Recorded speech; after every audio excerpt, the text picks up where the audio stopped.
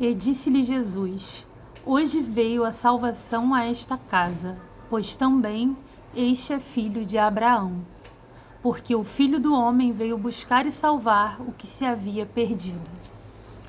Bom, já digo sobre esse versículo, mas esse vídeo, eu sinto que é um vídeo que eu tô devendo desde o ano passado. E ano passado eu nem gravava vídeo ainda assim pra cá. Mas no final do ano passado, eu tava na igreja e por 2 vezes, numa semana assim, na verdade foram 3 vezes, veio um assunto recorrente pra mim. E foi interessante porque o assunto era... Eu tinha feito um vídeo numa outra rede social sobre a parábola, eu acho que é uma parábola, do jovem rico. E existe um paralelo a essa história, né? Para mim é um paralelo, que é um outro personagem chamado Zaqueu, que também é um homem rico, e os dois, você vê ali, você observa que eles têm condutas e destinos diferentes. E os dois, na história ali no Evangelho, eles têm eles passam por um momento ali, uma relação com Cristo. Acho que o jovem rico é uma parábola, mas Zaqueu é uma história real que aconteceu. E eu tinha feito um vídeo para uma outra rede social, um vídeo rápido que falava sobre a questão do jovem rico. Só que depois reacendeu em mim assim a questão. E aí eu fui para a igreja umas 2 vezes numa mesma semana e falou sobre Zaqueu. E eu percebi que Zaqueu respondia a pergunta e meu questionamento interno e a questão sobre isso de forma muito mais mais inteligente, ou na verdade juntando as 2 histórias eu conseguia responder uma questão. E por que eu tô falando isso? Hoje, quando eu fui gravar sobre parábola, me veio hoje de manhã, na hora que eu tava estudando, me veio sobre o assunto em mente. E me veio exatamente como se fosse uma parábola, assim, né? Uma metáfora que me ajudou a explicar finalmente essa história. E eu digo finalmente, assim, ano passado, quando veio, né, essas 2 palavras, acho que foi em novembro, se não me engano, eu anotei. Eu tenho mania de escrever muito, então eu fiz um texto. Eu acho que eu escrevi, se fosse um livro, daria uns 4 capítulos sobre o assunto. Mas ficou guardado, nunca postei nada. E aí eu resolvi então trazer para fechar esse assunto e deixar salvo, gravado. Não sei se eu vou arquivar depois. Mas basicamente eu vou ler primeiro do jovem rico e depois eu vou ler sobre Zaqueu. Ou seja, esse vídeo é grande. Mas eu não me importo. Vamos lá. Mancebo rico, em Mateus 19. E eis que, aproximando-se dele, um mancebo disse-lhe: Bom mestre, que bem farei para conseguir a vida eterna? E ele disse-lhe: Por que me chamas bom? Não há bom senão um só, que é Deus. Se queres, porém, entrar na vida, né, seria a vida eterna, guarda os mandamentos. Não vou ler direto, eu vou comentando logo. Aqui você observa então que um rapaz, que não tem o nome dele aqui explícito, ele se aproxima, aparentemente é uma história real, não é uma parábola, mas eu acho que em outros livros chamam de parábola, não tenho certeza. Independente, é válido. E ele pergunta: o que eu faço para entrar na vida eterna? E aí Cristo já dá uma leve cortada, porque ele chega assim: bom mestre, o que eu faço para conseguir a vida eterna? Ele fala assim: tá me chamando de bom porque bom é Deus. Ou seja, Cristo ali, ele está reconhecendo, e olha que Cristo não teve pecado. Ele é descrito como um homem carnal, ele é o próprio Deus encarnado, que não pecou durante a sua vida aqui na Terra, mas ele enfrentou as tentações que nós enfrentamos.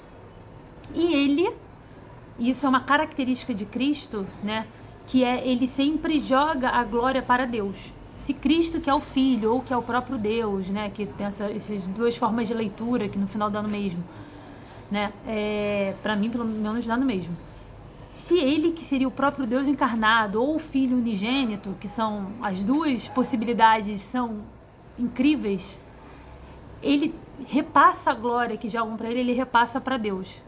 Igual ele faz aqui, tá me chamando de bom porque bom é Deus. Ou seja, ele já dá uma leve cortada no menino. E fala assim: se queres, porém, entrar na vida, guarda os mandamentos. Aí o menino pergunta assim: quais? E Jesus disse: não matarás, não cometerás adultério, não furtarás, não dirás falso testemunho, honra teu pai e tua mãe, e amarás o teu próximo como a ti mesmo.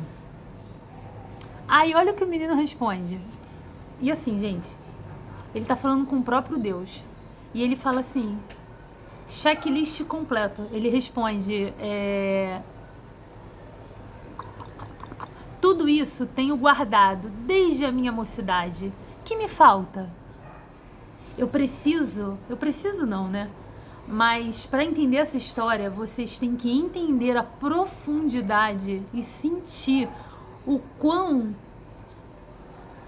Perceba assim, como é palatável a arrogância da pessoa que vira para o próprio Deus e fala que está cumprindo todos os mandamentos. Sendo que, aí você pega os detalhes no ar, umas nuances. Cristo, ele é enviado à Terra para morrer por nós, porque ele cumpriu a lei nele, sendo inocente. Porque a gente é culpado e a gente não ia aguentar cumprir a lei na gente, e isso não iria salvar a gente. Meio que isso. O que isso significa? A gente nunca conseguia gabaritar. Basicamente é isso. A gente não consegue gabaritar. Eu tô trazendo assim, lendo o texto e tentando explicar, mas no final eu vou trazer a metáfora que eu construí aqui, tá? Vou deixar ela mais pra frente.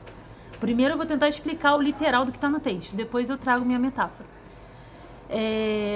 Então, Cristo, ele vem para que se cumpra a lei nele, porque se cumprir na gente mata, porque a gente não consegue gabaritar a lei, que é fazer tudo isso. Não consegue porque tu fala assim, aí pode ser que alguém aí, né, esteja pensando assim, não, mas eu nunca matei ninguém, mas eu não adulterei.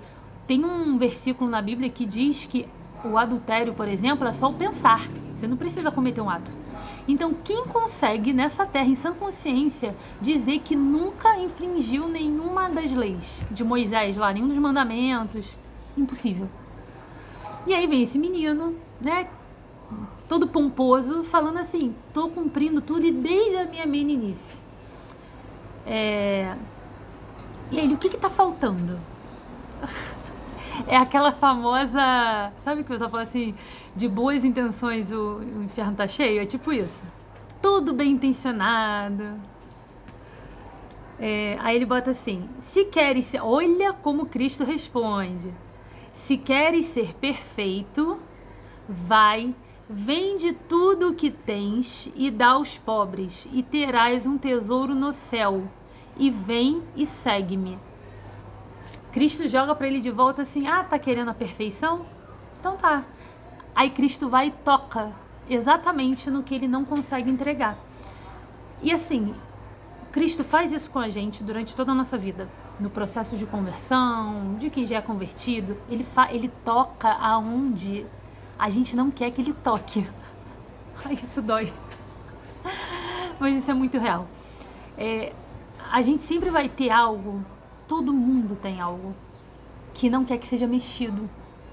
É algo que você fala assim, não mexe aí, que senão vai feder, não mexe, que isso aí é meu quartinho trancado escuro. Só que o cristão, o que almeja, o que deseja a salvação e quer uma vida de relacionamento com Deus, ele não pode ter para Deus quartinhos trancados. E assim, gente, eu tô falando isso, mas eu tenho os meus. Então, eu falo isso porque às vezes a gente ouve pessoas falando, né, pregando o evangelho, e a gente pensa assim, às vezes a gente fica frustrado, porque a gente fala assim, nossa, essa pessoa ela alcançou um nível de santidade, de salvação que eu não vou conseguir. E a gente se frustra. Só que não tem ser humano na Terra que alcance esse nível. As pessoas estão tentando se santificar, elas estão na tentativa e sempre olhando para Cristo, porque Cristo foi o único que conseguiu. Se a gente olha para os outros homens, ou a gente vê que a gente acha que eles conseguiram e a gente fica frustrado, porque a gente não consegue, e esses homens não conseguem ajudar a gente. Ou a gente vê que eles também não conseguem e a gente fala assim, Ah lá, tá pecando, não sei o quê. Então, não é para olhar para o homem. Eu só tô aqui falando. Não é para olhar o meu exemplo. Olhem para Cristo. Cristo conseguiu. E ele, mais do que conseguir, ele nos dá força.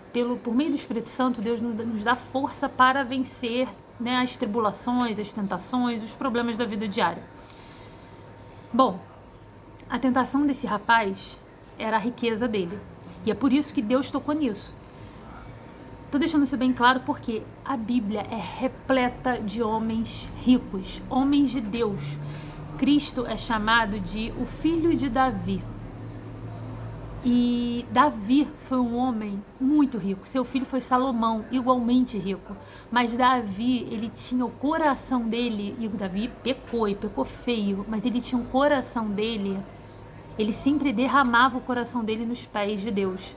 Então ele era conhecido, apesar dos pecados, que eu não vou pontuá-los aqui, mas quem conhece a história sabe que não foi leve.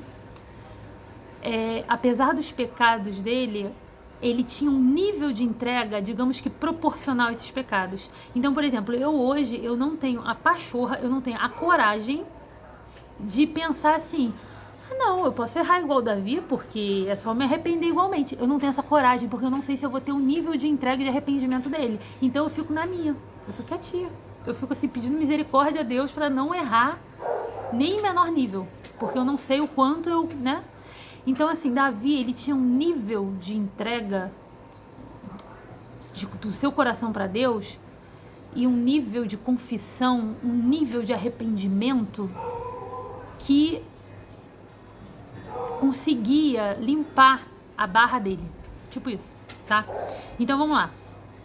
O jovem rico, ele vira e fala que tem feito isso desde a mocidade dele. Aí Jesus vira pra ele e fala assim, tá querendo a perfeição? Show! Aí ele vai e toca no quartinho fechado dele. Fala assim, vende tudo que você tem, dá aos pobres e me segue. E aí, esse rapaz percebe, e o mancebo, ouvindo essas palavras, retirou-se triste, porque possuía muitas propriedades. Diz então Jesus aos seus discípulos, em verdade vos digo que é difícil entrar um rico no reino dos céus. E outra vez vos digo que é mais fácil passar um camelo pelo fundo de uma agulha do que entrar um rico no reino de Deus. E aí entra essa questão, por exemplo, do camelo no fundo da agulha. As pessoas também ficam na internet, tem fóruns e debates sobre o que seria o camelo no fundo da agulha. Gente, é um camelo e é uma agulha. Ah, não, mas eu acho que isso significa uma outra coisa.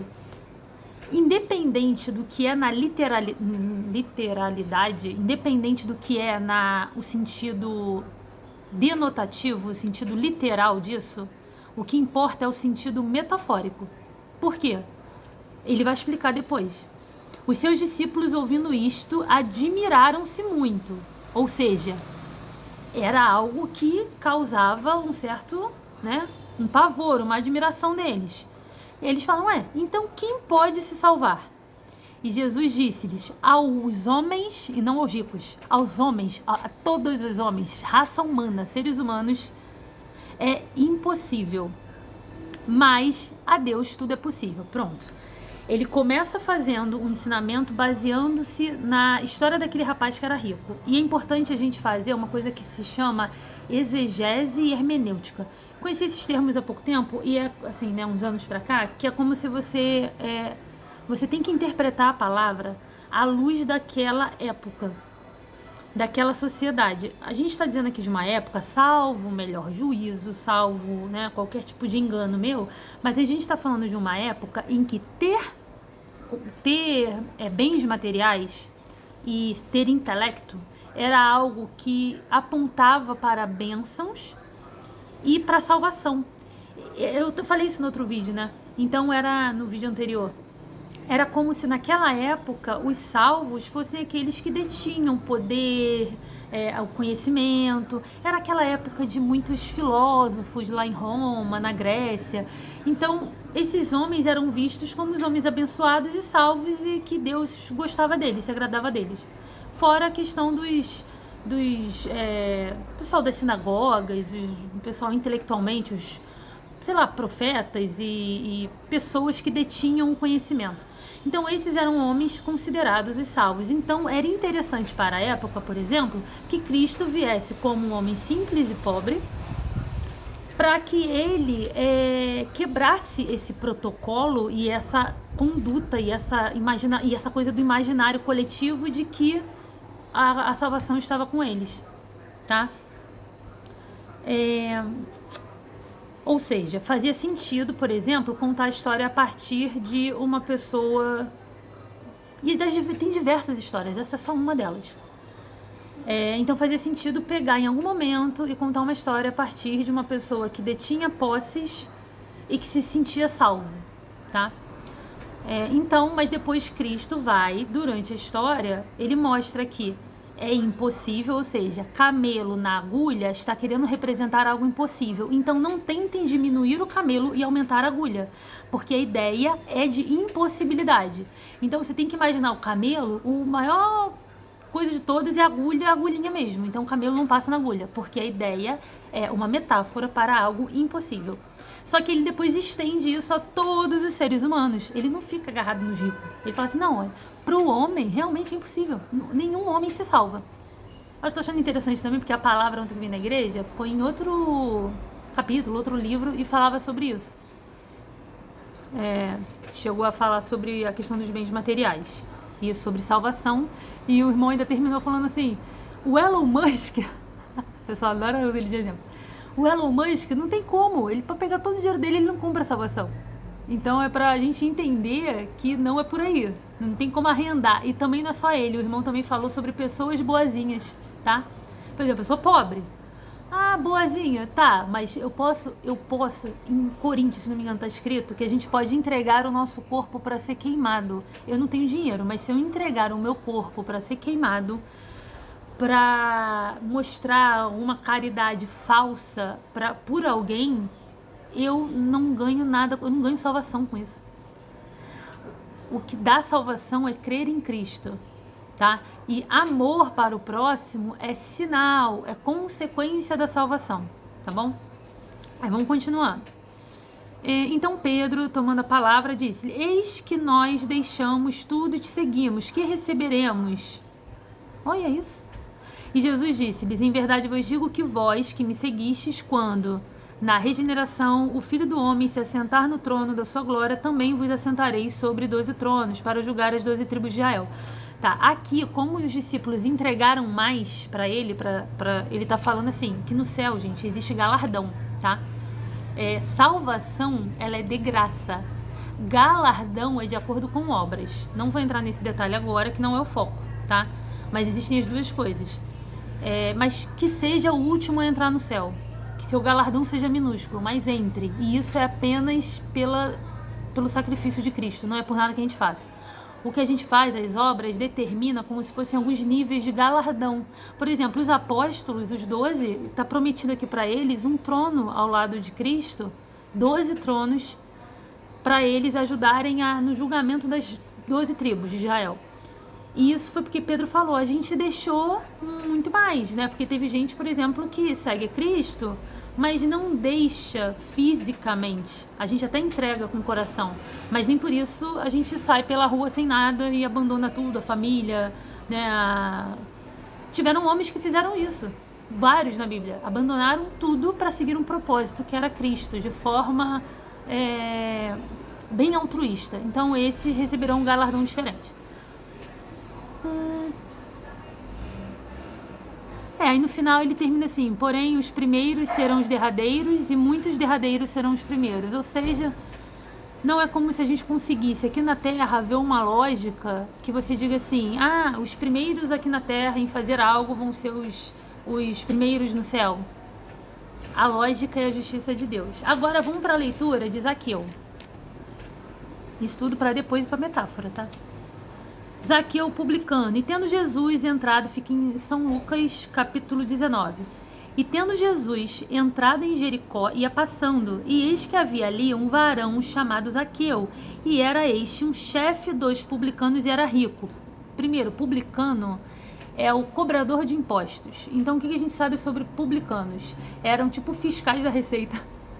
Era a galera que cobrava imposto e as taxas, e por isso, para o Império Romano, e por isso eles eram odiados pelo povo. Os judeus pegaram o ranço desses homens, porque muitas vezes eles faziam isso de forma coercitiva, maltratava, e às vezes poderiam tratar isso com usura, né? Não à toa muitos eram ricos, talvez porque trabalhavam em cima da usura E aí tinha Zaqueu no meio deles, que era o chefe, ele não era ele era o chefe dos publicanos. Não era pouca coisa, não. E procurava, olha só, Zaqueu procurava ver quem era Jesus e não podia, por causa da multidão, pois era de pequena estatura. E correndo adiante, subiu a uma figueira brava para o ver, porque havia de passar por ali. E quando Jesus chegou àquele lugar, olhando para cima, viu e disse-lhe: Zaqueu, desce depressa, porque hoje me convém pousar em tua casa. E apressando-se desceu e recebeu-o gostoso. E, vendo todos isto, murmuravam, dizendo que entrará para ser hóspede de um homem pecador. E, levantando-se Zaqueu, disse ao Senhor: Senhor, eis que eu dou aos pobres metade dos meus bens, e se em alguma coisa tenho defraudado alguém, o restituo quadruplicado. E disse-lhe Jesus: Hoje veio a salvação a esta casa, pois também este é filho de Abraão, porque o Filho do Homem veio buscar e salvar o que se havia perdido. E esse versículo eu acho muito bonito, ele chamando Zaqueu de filho de Abraão, e falando que veio buscá-lo porque ele estava perdido. E foi por isso que eu comecei o vídeo com ele. Bom, aqui a gente tem a leitura dos dois exemplos que eu queria trazer. E aí vem a metáfora que eu pensei de manhã. Gente, juro, era 6 horas da manhã, eu estava escrevendo os pontos do vídeo anterior e começou a vir para mim como se fosse uma metáfora em relação a essa questão. E aí eu peguei e saí anotando no meio das anotações anteriores, né, do outro vídeo. E falei, eu vou gravar logo para eu não perder isso. Vamos lá. Primeiro que eu vi uma frase na internet que fala assim: o evangelho tem mais a ver com salvar vilões do que honrar heróis. Gostei dessa frase, mas vamos analisá-la com calma. Existem, por exemplo, os heróis da fé. Só que a origem desses heróis nem sempre é uma origem heróica. É uma origem boa, é uma origem, né? Tem também uma frase, um conceito assim que diz que Deus ele gosta dos improváveis, sabe? Aqueles que realmente não têm muito a oferecer e Deus se agrada deles para diversas funções e propósitos na Terra. E Zaqueu era um improvável. A gente acabou de falar do jovem rico, só que o jovem rico não diz de onde veio a riqueza dele, tá? É um jovem rico genérico. Zaqueu, a riqueza dele era por ele ser publicano. E isso era algo que desagradava os judeus, a massa da população de forma geral. E eles passavam a considerar esses homens, né, maus e que tratavam com usura e tudo mais. Então Zaqueu era improvável no sentido de ele ser um cobrador de impostos e por isso... Tanto é que a população, ela começa a falar contra. Quando Jesus fala, não, hoje me convém pousar em sua casa, a população, vai passar na casa de um pecador? Como assim? Então, esse era o julgamento em cima dele. Mas foi o que eu falei, Cristo veio exatamente para esses que são taxados como pecadores, como os doentes, como os fracos, como os que não merecem. Porque ninguém merece. A diferença é que alguns agem como se merecessem, outros não. E outros ficam tão chateados por não merecer e não entendem que a graça ela é suficiente para a salvação. A gente não caminha para um nível de perfeição e de santidade para passar a merecer. A gente nunca vai merecer. A gente caminha porque a gente tem vergonha de fazer diferente. A gente é salvo e por isso, por ser salvo, a gente se constrange a tal ponto que você não tem coragem de errar, de pecar e de cometer atrocidades, porque você fica envergonhado do que teu pai vai pensar de você, né? Ele te salvou, ele morreu na cruz por você e você fica assim, eu não posso fazer isso. Então a graça, ela constrange e é por isso que a gente se afasta do pecado. Nem sempre conseguimos, mas toda vez que erramos e nos voltamos para Cristo com o coração arrependido, é como se fosse o arrependimento é uma chave que abre uma comporta de misericórdia. Então, se tem arrependimento, tem sempre alguém me ligando. Aí são os publicanos me ligando para me cobrarem. Bom, se tem arrependimento, tem misericórdia, tá? Vamos para a metáfora, então. Então, Cristo veio mais para os vilões do que para os heróis. E isso é no sentido dos que se sentem heróis. O jovem rico se sentia um herói, porque ele preenchia todos os pré-requisitos. Os vilões são esses que sabem da sua mediocridade, apesar de qualquer circunstância, sabe? É a pessoa, por exemplo, que ela... E, gente, cada um, foi o que eu falei, cada um tem seu quartinho fechado, escondido, secreto, que não deve ser secreto para Deus, tá? Tem pessoas que podem se basear nas suas generosidades. As pessoas às vezes não são ricas, mas se sentem tão generosas que merecem o céu. E não funciona assim. E não vão chegar lá se continuarem com esse pensamento. E aí eu botei, né, que Cristo, ele quer a única coisa que você não consegue entregar. É essa. Sabe aquela coisa que você tá fingindo agora que você não tá pensando nela? É essa. É essa coisa que você tem que entregar. Aí você tem que ajoelhar no teu quarto, sozinho, falar com Deus e abrir seu coração e falar para Deus sobre essa coisa. E você vai falar assim, Senhor, eu não consigo te entregar. Fala, a primeira oração vai ser assim, tá tudo bem. Depois, com o tempo, ele vai puxando.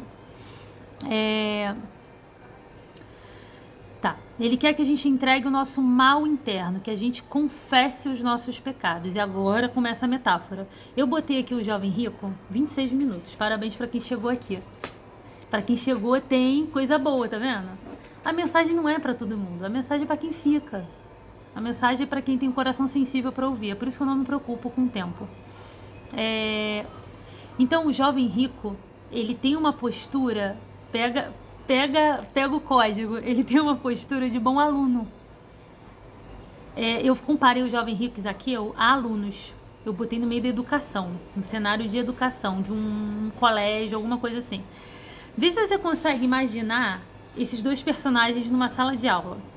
Você tem um jovem rico, que é aquele que tem postura de bom aluno, é o que senta na frente, tem boas notas, mas ele faz tudo isso não por amor. O que tá o que encabeça a motivação dele não é amor ao conteúdo ou ao professor e aquela situação ali, não. O que ele gosta é de ser o melhor. Ele quer ser o melhor aluno, melhor do que os outros.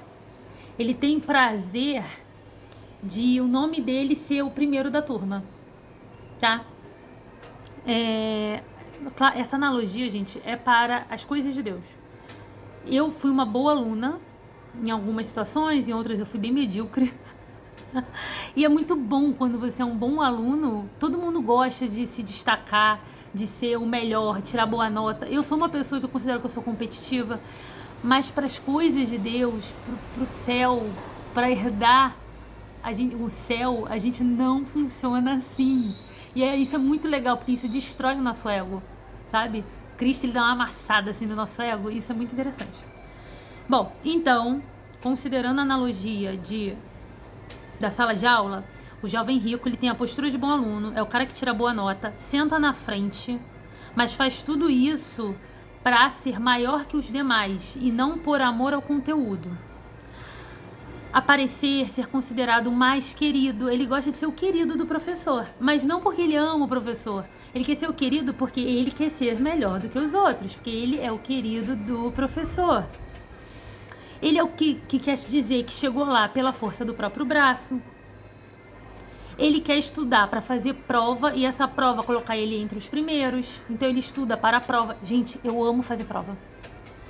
Então assim, eu sou uma ótima pessoa para falar isso.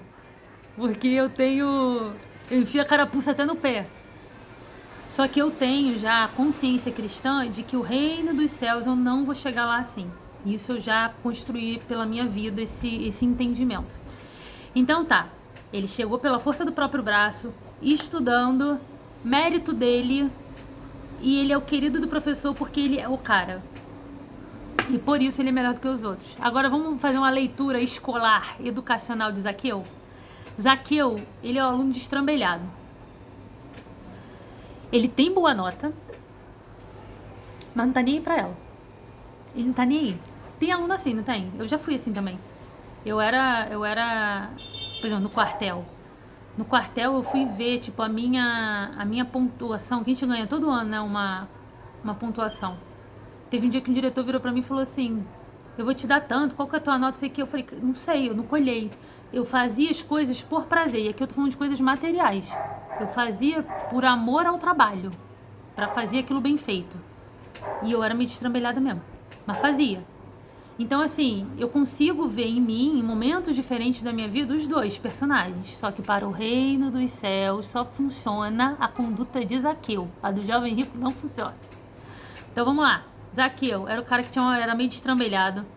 Tinha até boas notas, mas ele não ligava pra ver elas, ele não liga pra saber, pra fazer prova e tá nem aí. Ele pode ser aprovado ou não, ele vai estar na sala de aula. E ele vai estar ali, perto do professor. E ele quer saber o que o professor tem pra falar. Ah, mas ele não foi bem na matéria. Ele tá ali. Ah, agora ele foi bem. Tudo bem, ele vai continuar ali. Não importa pra ele a nota na prova, tá? Ele só quer aprender mais e ele tem amor pelo mestre. Independente se tem nota boa pra mostrar, ele quer a aprovação genuína do mestre. Ele não quer a aprovação da escola, a aprovação convencional feita por provas.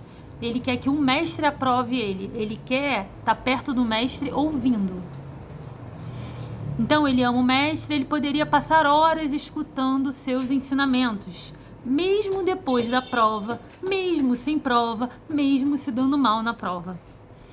A prova, ela funciona para aprovação pública, só que ele faz o que os outros não fazem. Enquanto o jovem rico, ele faz a prova para ter uma aprovação pública, o nome dele está no mural entre como 01, Zaqueu, ele faz coisas que os outros não fazem e se expõe ao que os outros não se expõem para ter a aprovação que interessa. Qual é a aprovação que interessa para ele? Aqui a gente entra na parte espiritual.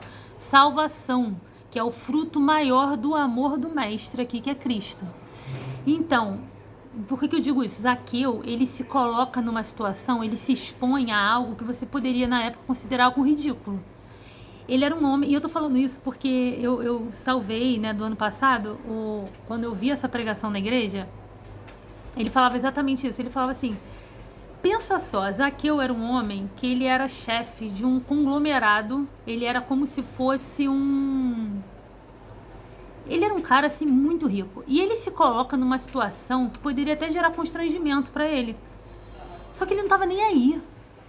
E se tivesse, ele guardou o constrangimento no bolso e subiu numa árvore para ver aonde que Cristo ia passar. Quantos que nem dinheiro tinha e estavam no meio da multidão ali embaixo e não tiveram o nível de fé que ele teve? E a gente vê isso se repetir na Bíblia diversas vezes. É a mulher do fluxo de sangue, esperou 12 anos, quando soube que Cristo ia passar na cidade, queria só tocar na orla. Ela sabia que ela nem podia tocar nele. Mas ela tinha fé que se ela tocasse no vestido, ela seria curada. Outro que fez isso, Jairo. Jairo, sendo um dos chefes da sinagoga, também devia ter tinha status. Dinheiro eu não sei, mas status tinha. Ele se coloca aos pés de Cristo. Ele nem podia fazer isso. O status dele não permitia. Outro, quem que a gente pode ver aqui? Mateus era publicano.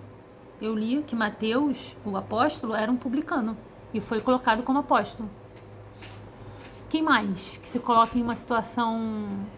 Ah, eu já li também aqui no canal sobre o paralítico, que os amigos destelham uma casa. Quantos doentes não tinham naquela cidade? Quantos destelharam?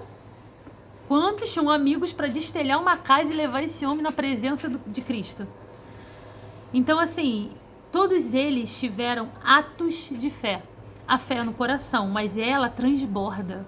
Você tem tanta fé nas coisas que você acaba transbordando ela para o mundo material e externo e você externaliza com suas atitudes, né? A nossa boca, nossas atitudes, elas falam de tudo que nosso coração está cheio. Se seu coração está cheio de fé, você vai fazer coisas que as outras pessoas que não têm fé não vão entender, não vão fazer igual, ainda vão te julgar. Agora tu imagina um homem como Zaqueu subindo numa árvore, porque ele era baixinho, ele subiu numa árvore só para ver Cristo. E assim, ele só queria ver.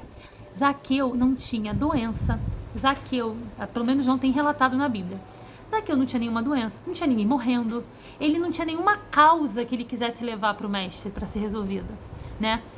Comparando o negócio da escola, é como se fosse assim, o aluno que ele está se aproximando do professor porque ele quer ver se o professor consegue aumentar 0,2 para ele passar de ano. E Zaqueu não tem ideia de qual é a nota dele. Ele não tá nem aí para a nota dele. Ele só quer ouvir o que o professor tem para falar. Ele só quer estar perto. Então existe uma genuinidade. Eu invento umas palavras. Existe algo de muito genuíno e de muito puro e de muita boa intenção real, e não aquela intenção maquiada, de Zaqueu em querer estar na presença de Cristo. E Cristo, ele sente isso. Diferente de nós humanos que estamos tentando fazer leitura dos outros, Cristo, a leitura que Cristo faz nossa é instantânea. Ele faz o raio-x e fala assim, esse aqui tá com o coração sincero, tá? Então, Zaqueu,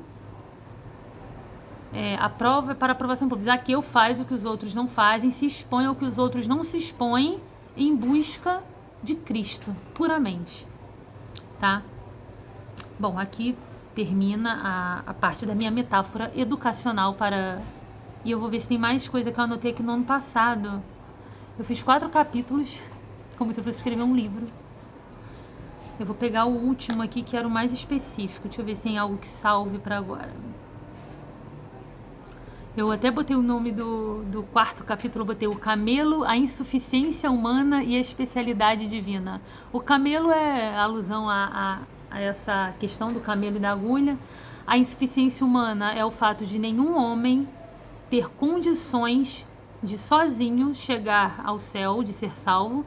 E a especialidade divina, qual que é? O impossível. Deus é especialista em causas impossíveis. E a causa mais impossível e que é igual para todo ser humano é a salvação. É impossível, mas ela é igual para todos. É impossível para todos. Porque tem coisas, por exemplo, que para mim são impossíveis, mas talvez para você que esteja ouvindo, não. Você pode falar assim, não, isso eu consigo fazer e para mim eu não vou conseguir fazer, porque é algo impossível.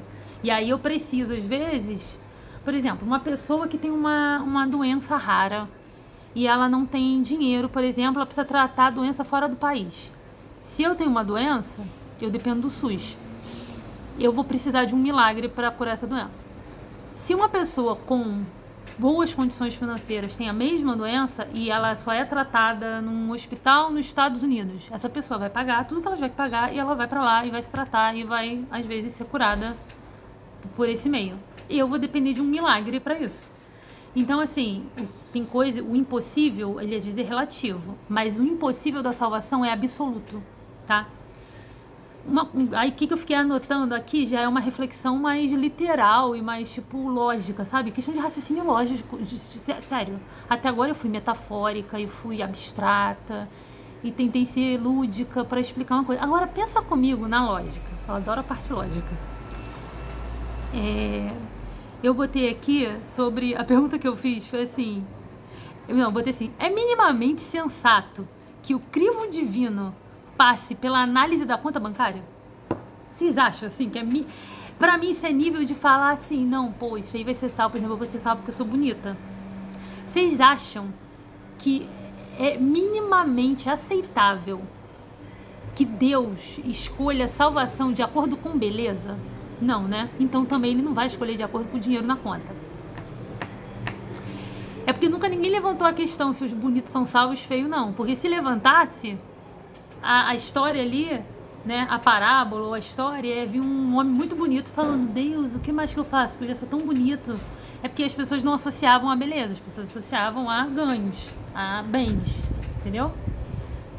Só que continuam errando nisso, porque as pessoas hoje em dia estão associando a falta de ganhos, a falta de bens, que ser pobre, miserável, é tipo, como se fosse um dom, sabe? Gente, dom não é você ser pobre, dom é você saber lidar com a pobreza. Da mesma forma que dinheiro em si não é dom. O dom é você saber lidar com ele. O dom é o que... Isso tudo é só ferramenta. Bens materiais são ferramentas. A gente tem que entender que dinheiro é meio, não é fim. A partir do momento que você entende isso, você passa a respeitar esta ferramenta como tal. e você não coloca ela na frente do teu relacionamento com Deus. Tá, mas vamos agora para a lógica que eu botei aqui, né? Então, não é sensato a gente pensar que o crivo divino passa pela análise do seu extrato no banco. Não é. E aí eu ainda botei assim, para quem acha que passa. Qual é o valor? Porque quem considera assim, ah não, então beleza, falou ali que rico é impossível entrar no céu, então o problema são os ricos. A partir de qual valor? Tem que ter um valor.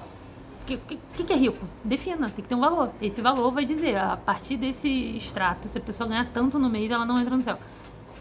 Porque às vezes tem uma pessoa que nem é tão rica assim e ela fica se sentindo meio sem merecimento e tem um bilionário salvo. E aí tá o milionário achando que não é salvo. Ou então, você tem, por exemplo, eu vou falar de acordo com o meu salário. Eu já cheguei a ganhar quase 10 mil por mês. Na verdade, já teve mês de eu bater, de acordo com os ganhos do mês e tal, 20 e poucos mil. Então, assim, o que eu tenho no meu coração em relação a estes valores, o que eu faço com eles, como eu uso eles e o quanto eles conseguem, sei lá, me corromper, é isso que determina. Eu botei assim, 10 mil, alguém que ganha 10 mil e não ajuda o que ganha 1.000, porque ele tem apego ao dinheiro. Esse cara tá salvo porque ele ganha 10? Aí o cara que ganha 500 mil, mas ele faz isso de uma forma que ele... Porque normalmente quem ganha mais gasta mais também, tá?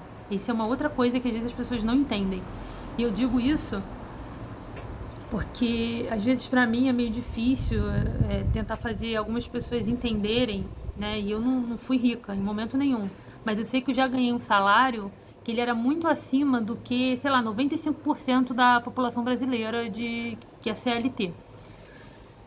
E é muito difícil às vezes você explicar para uma pessoa que ganha 1.200, 1.500 por mês que às vezes 10 mil não dá. Porque essa pessoa ela não entende que às vezes você ganha 10 mil e você tem gastos, e não são gastos de besteira não, sabe? É gastos que você está investindo em coisas na sua vida e você tem realmente... Sei lá, tem gente que tem negócios, sei lá, que a pessoa ganha 50 mil e o negócio para rodar custa 40, custa 45, às vezes está rodando no negativo. Então assim, essa pessoa ganhou 50, mas gastou 60... ou senão a pessoa ganha lá um valor bom todo mês, mas ele separa uma parte, ele é caridoso, generoso e de forma não buscando ganhar o céu, mas porque ele sabe que isso é um sinal que persegue ele por ele ser salvo, por ele ter alcançado perdão de Deus, por ele ter alcançado os bens que ele alcançou, porque eu falei isso essa semana, mas eu arquivei o vídeo. Tem um versículo que diz que nada do que a gente ganha, tudo que a gente ganha vem das mãos de Deus. Então, se você tem esse nível de consciência, você vai saber que o que você tem não é seu. O que você tem é para você usar da melhor forma possível. Administrar da melhor forma possível. E isso perpassa também a generosidade. Você compartilhar. Né? E o compartilhar com sabedoria, porque se você compartilha tudo de uma vez, no outro mês você não tem para compartilhar. Então, não é um valor, não existe um valor, um crivo celestial que fala assim, não, olha, a partir de 300 mil eu já não tô salvando não, é só até 299. Tá? Isso pra mim entra numa questão lógica, não faria sentido algum, não tem sentido lógico. E deixa eu ver o que mais que eu botei. Ah, sim, tem uma frase, eu acho que eu vou terminar com ela, não tô lembrando de mais nada que possa preencher o assunto, mas tem uma frase que fala assim, de Martinho Lutero. Quando olho para mim, não vejo como me salvar, mas quando olho para Cristo, não vejo como me perder. Ela resume muito bem o sentimento, tá? Então, lembrando, todo mundo tem um quartinho escondido, fechado, trancado, e que precisa ser aberto para Deus. E esse quartinho, ele pode ser um pecado antigo, pode ser algo que você ainda carrega, porque tem coisas, por exemplo, que a pessoa fez no passado, não faz mais, mas ela ainda se sente culpada. Vamos lá. Cristo, ele é tido como se fosse o nosso advogado. Pensa na relação de um réu com o seu advogado. A pessoa está sendo acusada de algo. Se ela não conta para o advogado dela as coisas que ela fez, ele não tem como defender ela. Só que diferente do advogado mundano, humano, material, que ele precisa convencer um juiz, tá? Ele precisa convencer um juiz de que você não fez aquilo, ou ele vai ajudar você a mentir na presença do juiz, dependendo do advogado, ou ele vai falar a verdade, vai tentar reduzir sua pena. Cristo, ele é um advogado muito perfeito. Ele não tem essas questões materiais que os advogados aqui da Terra têm. Ele é o Filho de Deus, Deus é o juiz. E ele tem carta branca com Deus. Então, se ele não precisa ficar na presença de Deus, assim, ele não fica convencendo. Ele intercede por nós, a Deus, mas é como se fosse uma coisa instantânea. A partir do momento que seu nome está no livro da vida, você tá, sabe? Você tá. Significa que eu posso fazer o que eu quiser? Não. Significa que Cristo já botou teu nome lá, você já está defendido. O sacrifício que ele fez na cruz já foi suficiente para te salvar. Então, a partir do momento que você sabe que alguém morreu por você, você vai tentar viver da melhor forma possível para você fazer valer essa vida, esse sangue derramado por você. E é daí que surge muitas vezes, o arrependimento. Eu tô falando assim, por mim, tá? Eu já vi uma discussão na internet que falava assim, você se arrepende e aí vem a liberação de perdão, né? Comigo eu tenho que dizer que parece ser ao contrário às vezes, tá? Mas isso é uma experiência pessoal, não tenho fundamentação teórica para isso. Talvez tenha, mas qual é o sentimento que eu tenho? Toda vez que eu percebo que eu me arrependi de forma genuína na presença de Deus por algo que eu tenha feito ou pensado ou por alguma coisa errada, foi por alguma coisa errada não, por algum pecado. Vamos dar nome às coisas, tá? Que aí a gente fica assim, não, um crente erra. Não, peca, pecado. Quando eu me arrependi por algum pecado meu, foi exatamente depois de eu perceber a salvação. Toda vez que eu me percebo salva, remida e limpa, eu me arrependo. Porque eu me sinto tão envergonhada que é instantâneo o arrependimento. É meio osmótico, sabe? Osmose? Quando você tem um meio mais concentrado, menos concentrado, aí passa. É uma força que te puxa, é uma coisa natural. Eu posso falar de entropia aqui, mas acho que vai ficar difícil. A ideia é simplificar. Mas é como se fosse assim, não dá pra voltar. É porque a entropia é isso, sabe? Você... Tipo o gelo que derrete. Pra você fazer ele virar gelo de novo, você precisa colocar energia. O natural é ele derreter. Então é meio que natural. Na hora que eu me sinto perdoada e salva, eu naturalmente sai de mim toda a culpa, sai de mim todo o medo. Porque o que o pecado faz na gente, esses quartinhos trancados, é que a gente fica aprisionado a eles, sabe? E pecado é tipo assim, é como se você tivesse... Olha aí, minhas metáforas. Imagina... Cara, eu vou usar a imagem de uma mulher, mas não gosto, eu acho muito machista. Imagina uma bruxa dentro desse quartinho. Você tem um quartinho, tem uma casa. Você tá na sala fazendo uma reunião com um monte de gente. Um monte de gente não, tá você e Deus na sala da tua casa. Só que você tem um quartinho lá nos fundos, trancado. Dentro dele tem uma mulher, uma bruxa, né? E ela te acusa. O que você tem que fazer? Você tem que ir lá no quartinho, Deus tá na sala. Você vai lá no quartinho, você destranca ele, você puxa ela pelo cabelo e joga ela na sala. Cara, isso é pesado. Dá pra imaginar, é meio...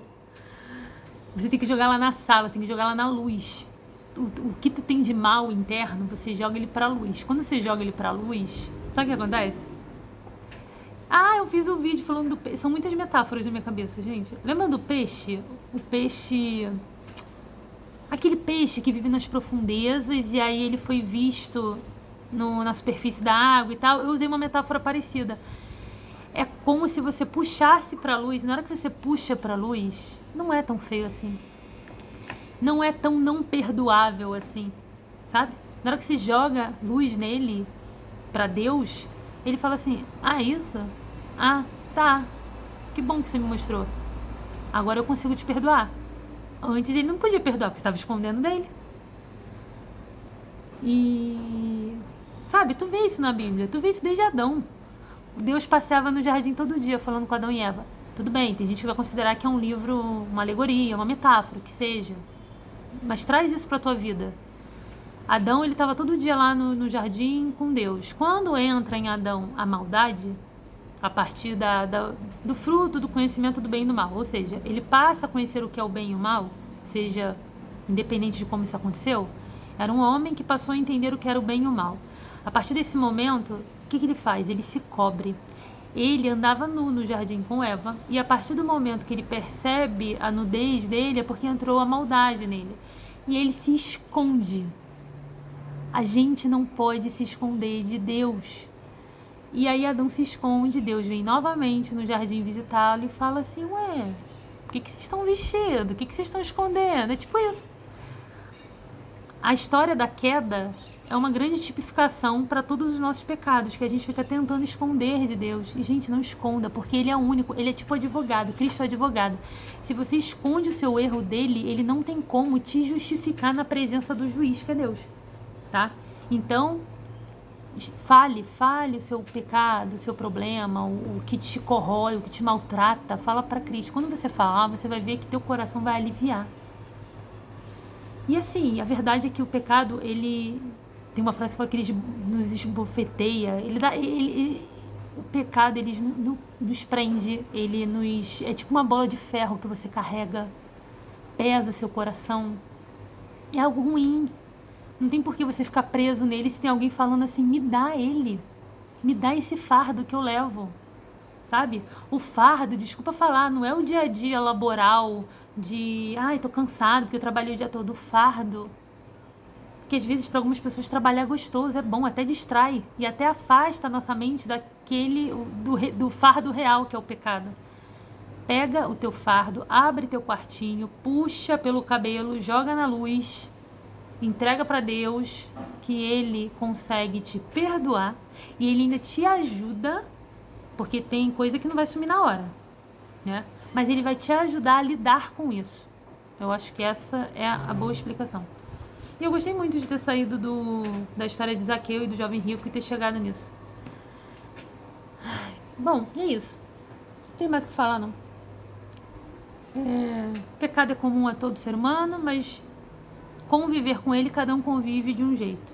Os que melhor conseguem conviver no sentido de se livrar e de alcançar perdão são os que levam ele para Deus, para Cristo. E é isso. Estou sendo redundante para as pessoas entenderem. Tá? É isso. Não existe